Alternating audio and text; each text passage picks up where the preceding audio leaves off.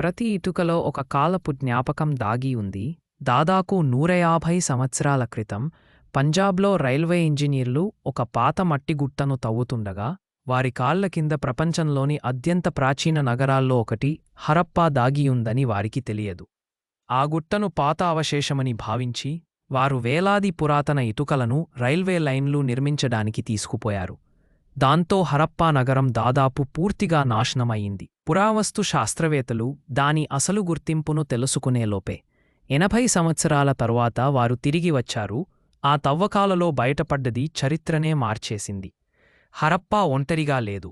సింధ్, గుజరాత్, రాజస్థాన్, పంజాబ్ అంతటా ఇలాంటి నగరాలు వెలుగుచూశాయి. అవి కలిపి హరప్పా నాగరికతను నిర్మించాయి. దాదాపు 400 సంవత్సరాల నాటి అద్భుతం.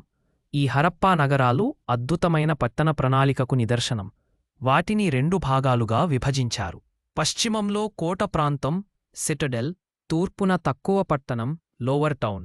ప్రతి ఇటుకను పూర్తిగా కాల్చి అద్భుతమైన పద్ధతిలో అమర్చారు. అవి వేల సంవత్సరాల తరువాత కూడా అలాగే నిలిచాయి.